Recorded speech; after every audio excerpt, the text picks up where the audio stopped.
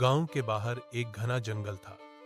लोग उसे फुसफुसाता जंगल कहते थे। क्यों? क्योंकि वहां पेड़ बात करते थे। कम से कम ऐसा कहा जाता था। सब बच्चों को मना था वहां जाने से, लेकिन कबीर और मीरा को रोमांच पसंद था। एक दिन दोपहर को आसमान धुंधला था। दोनों चुपके से जंगल की ओर निकल पड़े। जंगल के अंदर कदम रखते ही हवा ठंडी हो गई। पत्तों से सररर की आवाज आई। सुना? मीरा ने धीरे से पूछा। कबीर ने सिर हिलाया। आवाज साफ थी, जैसे कोई बहुत धीमे बोल रहा हो। वापस जाओ। मीरा ने कबीर का हाथ पकड़ा। चलो वापस चलते हैं, उसने फुसफुसाया। तभी उन्हें एक पुराना पत्थर का दरवाजा दिखा। जंगल के बीच में दरवाजा। कबीर की आंखें चमक उठी।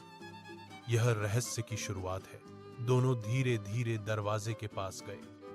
जैसे ही कबीर ने छुआ, धड़ाम खुल गया। अंदर अंधेरा था, लेकिन छोटे छोटे नीले चमकते बिंदु दिखाई दे रहे थे, जैसे सैकड़ों आंखें।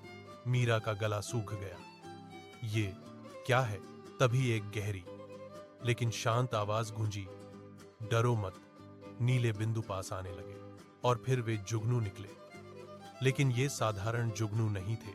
वे हवा में मिलकर एक आकृति बना रहे थे, एक विशाल हिरण की आकृति। उसकी आंखें चांद जैसी चमक रही थी। मैं इस जंगल का रक्षक हूं, आवाज आई। जो बिना अनुमति अंदर आता है, उसे परीक्षा देनी होती है। कबीर ने हिम्मत करके पूछा, कैसी परीक्षा? हिरण की आकृति और चमकने लगी। डर से भागोगे या समझने की कोशिश करोगे? मीरा ने गहरी सांस ली। हम समझना चाहते हैं। जंगल एकदम शांत हो गया। फिर पेड़ों की फुसफुसाहट बदल गई। अब आवाज थी, साहसी, दयालु। हिरण की आकृति धीरे धीरे टूटकर फिर जुगनुओं में बदल गई। दरवाजा गायब हो गया। जंगल फिर से सामान्य लगने लगा। लेकिन कबीर ने देखा, पीछे हल्की सी चमकती रेखा थी, जैसे जंगल ने उन्हें पहचान लिया हो।